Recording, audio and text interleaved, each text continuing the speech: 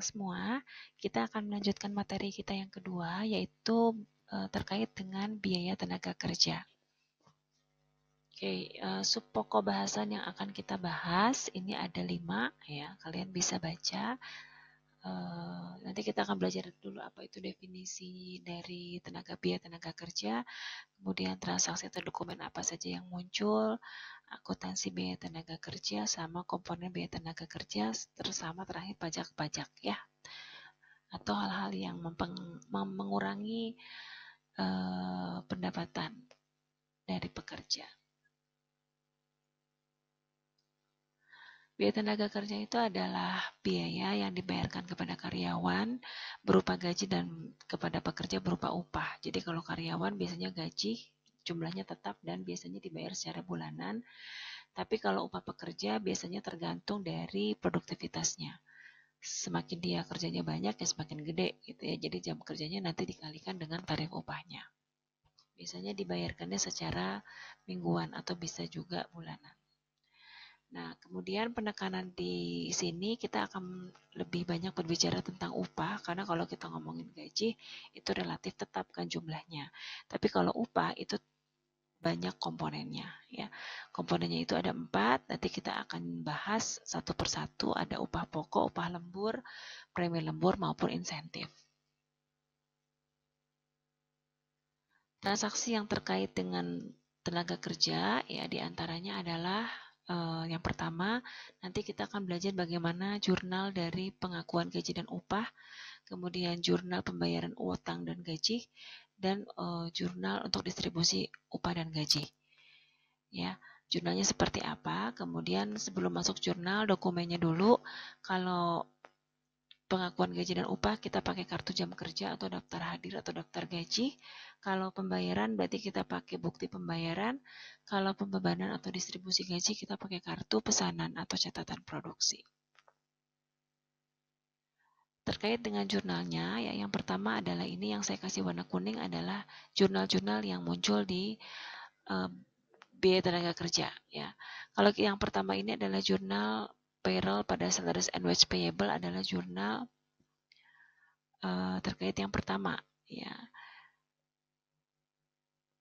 menjurnal beban gaji yang terutang, ya gaji yang terutang, payroll pada salaries and wage payable, kemudian ketika bayar berarti salaries and wage payable pada cash, dan yang paling terakhir ini adalah jurnal distribusi gaji. Ya. Perlu saya tekankan distribusi gaji ini kalau work in process itu untuk mencatat biaya tenaga kerja langsung. Kalau biaya tenaga kerja tidak langsung itu kita catat sebagai FOH kontrol. Ya, kalau ada gaji bagian administrasi atau pemasaran ya kita pisahkan sebagai selling dan administrasi expense pada payroll.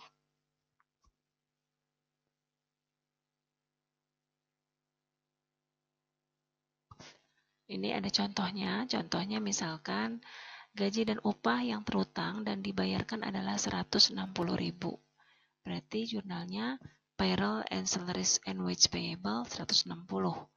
Ini gaji terutang, ini ketika bayar ya. Nah, ini salaries and wage payable pada cash. Nah, kemudian untuk distribusi gaji, ya misalkan gaji upahnya ada upah langsung, ada upah tidak langsung, ada bagian pemasaran dan administrasi. Ya, ini kita harus split, kita pisahkan. Yang langsung sebagai WIP, yang tidak langsung sebagai FOH kontrol, yang marketing ya bagian marketing, administrasi. Kreditnya payroll. Kalau kita lihat di sini payroll nanti 160.000 ini kan dikredit. Dia akan hilang. Hilangnya ketika ini. Payrollnya juga hilang 160. Jadi sebenarnya payroll ini akun sementara aja.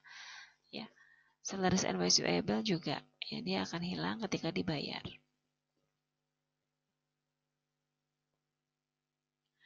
Nah, komponen dari biaya tenaga kerja tadi saya sudah jelaskan ada upah pokok. Upah pokok itu biasanya gaji tetap bulanan atau upah mingguan yang dibayarkan berdasarkan jam kerja reguler yang memang sudah ditentukan. Tapi kalau misalkan karyawan atau pekerja itu bekerja di luar jam kerja reguler, itu biasanya namanya upah lembur. ya ada kelebihan jam kerja.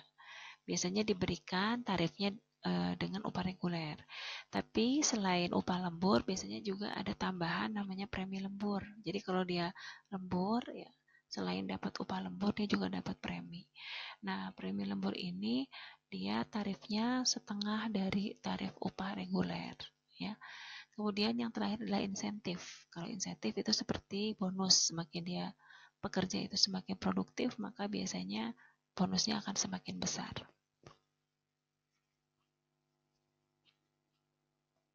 Nah, ini ada contoh. Seorang pekerja dibayar sebesar $8 per jam untuk pekerjaan yang dilakukan dalam waktu 40 jam per minggu. Jika dia bekerja selama 45 jam dalam seminggu, maka berapa total upah yang harus dibayarkan? Kalau kerjanya 45 jam. Kalau regulernya kan 40 ya, berarti 40 dikali 8. 320 ditambah upah lemburnya 5 jam kali 8, 40 ditambah preminya 5 jam dikali setengahnya, setengah kali 8 berarti 4. 5 kali 4 20. Jadi totalnya $380.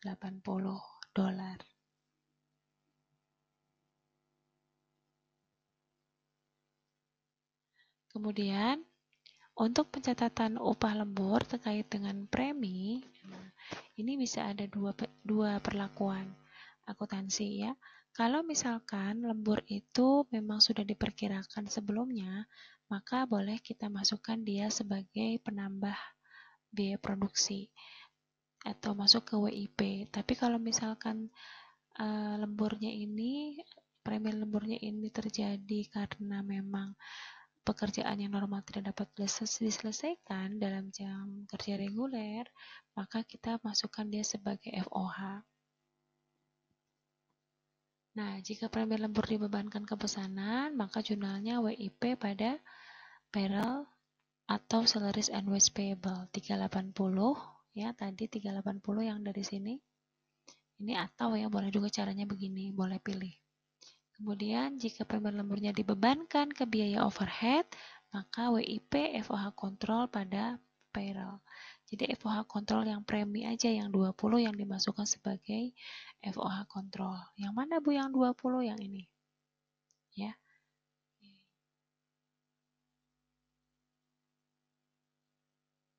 Sedangkan insentif adalah tambahan upah yang diberikan berdasarkan kombinasi dari output dan jam kerja.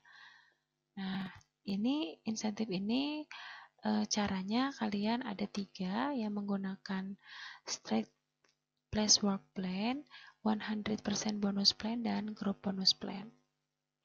Ya, kita akan lihat satu persatu. Ini ada contohnya di buku Carter halaman 385 sampai 388. Kalian boleh buka nanti bukunya, ya.